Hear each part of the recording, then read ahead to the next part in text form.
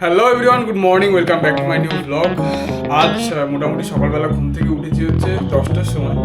10টার সময় ঘুম থেকে উঠে এখন মোটামুটি চান টান করলাম, ফ্রেশ ট্রেশ হলাম, হয়ে এখন খাওয়া দাওয়া করবো। খাওয়া দাওয়া করে আঁকাতে যাওয়ার আছে। আজকে সকালবেলা দোকানে যাব না, দুদিন ধরে সকালে দোকানে যাচ্ছিও না। তো এখন আপাতত যাবো আমি আঁকাতে। আর শনিবার রোববার তো আমার আঁকানো থাকেই সকালবেলা, সেই কারণে আমার আর দোকানে যাওয়া হয়ে ওঠে না। তো সেই জন্যই এখন আমি খাওয়া দাওয়া করে আগে আঁকাতে যাবো। আঁকিয়ে ঠাকি যদি সময় হয় তো আঁকাতে যাবো, না হলে দোকানে যাবো, নয়তো যাবো না।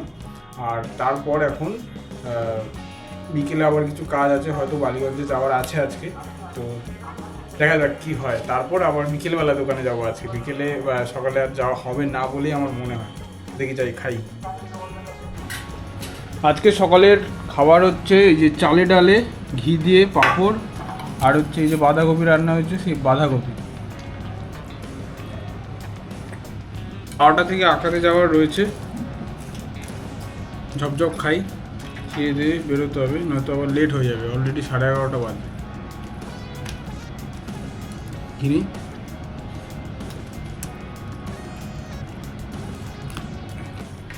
খাওয়া দাওয়া কমপ্লিট করে রেডি হয়ে বেরিয়ে গেছি এখন। মানে রেডি তো হয়েইছিলাম, জাস্ট খেয়ে দিয়ে বেরোলাম। এই হচ্ছে আমার বাইক নিয়ে যাবো এখন।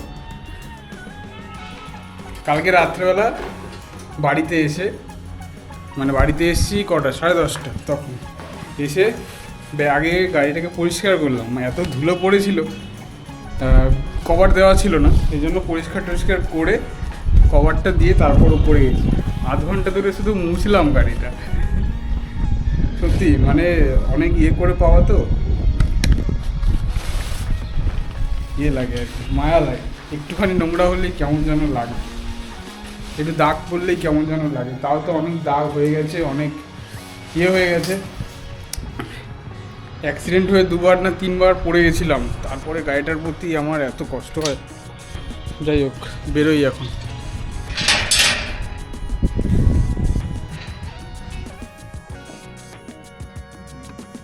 তারপরে এখান থেকে এটা হাঁটুটা, মেন হাঁটুটা। হাতের আঁকা কিন্তু আগের থেকে অনেকটাই বেটার হয়েছে। মানে একটা ফিগার করাচ্ছিলাম, মানে আগে যেমন করে করে দিতে হতো, এখন সেটা হয় না। এখন মুখে মুখে বললেই কাজটা করে ফেলতে পারে। তো দুপুরবেলা তো এসেছিলাম বাড়িতে এসে খাওয়া দাওয়া করে এখন আবার বেরিয়ে পড়েছি একটু যাব, বালিগঞ্জে। তো বেশ কিছু কাজ আছে বালিগঞ্জ থেকে, তারপর আমি দোকানে আসবো। এখন হেঁটে হেঁটেই যাচ্ছি, এখন আর সাইকেল বাইক কিছু নিচ্ছি না। বিকেলবেলা আমি হেঁটে হেঁটেই যাই আর কি, যাই দেখি। শিবরাত্রি তো অনেক দিনই চলে গেছে, তবে এখানে তার ফাংশন হচ্ছে আজকে, সেই জন্য স্টেজ ফেজ করেছে, সুন্দর বসার জায়গা করেছে। প্রত্যেকবারই হয় এরকম।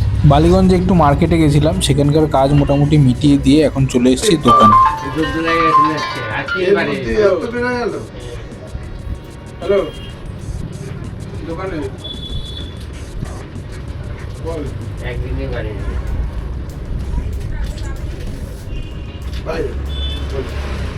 ভালো আছো? হ্যাঁ, আমার জ্বালাতে চলে এসেছি। আজ আমি জ্বালাতে। ওই কোথায়? এই তাড়াতাড়ি আসো, বসে ও কৃষ্ণকান্তকে নিয়ে যাবে।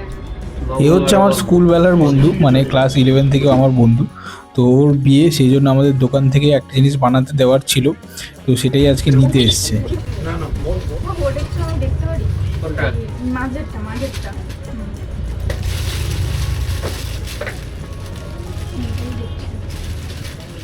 ওটাই না? তো আমাদের দোকানে প্রথমে 2 দিন আগে অর্ডার দিয়েছিল হচ্ছে একটা সুন্দর চোকার, মানে পালসের চোকার। তো সেটাই আমরা রেডি করে রেখেছিলাম, কিন্তু এসে ব্যাপারটা হচ্ছে যে পালসের চোকারটা করতে দেওয়া হয়েছিল, হলমার্ক করতে দেওয়া হয়েছিল, কিন্তু সেটা আসেনি। সেই কারণেই আর কি আস্তে আস্তে এটা ওটা দেখতে দেখতে ওর একটা সুন্দর নেকলেস পছন্দ হয়ে যায়, লাইট ওয়েটের, বেশ সুন্দর নেকলেসটা দেখতে। তো তারপর ওটাই পছন্দ করে নিয়ে নিয়েছে। আর যেহেতু একটা সমস্যাও হয়ে গেছিলো, সেটা হচ্ছে আজকে যেহেতু সোনার দামটা কম আছে, আর যেহেতু যুদ্ধকালীন পরিস্থিতি, কালকে সোনার দামটা আবার বাড়তে পারে, তো সেই জন্যই ওকে বললাম যে ভারীটা এখন নিয়ে নে, তো চোকারটা যেটা রয়েছে ওটা পরে আস্তে আস্তে নিয়ে নিতে পারবি, কারণ ওটা একদম হালকা আছে। ওটা একটুখানি বাড়লেও টাকা খুব বেশি হেরফের হবে না, সেই জন্য আর কি চোকারটাই নিয়ে নিয়েছে, সরি চোকারটা বলছি, নেকলেসটা নিয়েছে, আর ইয়েটা নেয়নি, চোকারটা নেয়নি, তো ওটা পরেই নেবে। আর সবথেকে বড় কথা যেটা, সেটা হচ্ছে এখন যেহেতু যুদ্ধকালীন পরিস্থিতি চলছে, খুব বাজে একটা কন্ডিশন, সেই জন্য আমার মনে হয় যে সোনার দামটা কিন্তু আস্তে আস্তে আবার বেড়ে যেতে পারে। মেবি এই যুদ্ধকালীন পরিস্থিতি চলাকালীন সোনার দামটা বাড়তে পারে, রূপোর দামটাও বাড়তে পারে। যুদ্ধ পরিস্থিতি শেষ হয়ে গেলে তারপর আবার সোনার দামটা আগের মতন চলে আসার সম্ভাবনা রয়েছে। তো আমার মনে হয় যারা যারা সোনা কিনতে ইচ্ছুক তারা একটু কদিন, আমার মনে হয় অন্তত একটা সপ্তাহ ওয়েট করে যাক, মনে হয় বেটার হবে।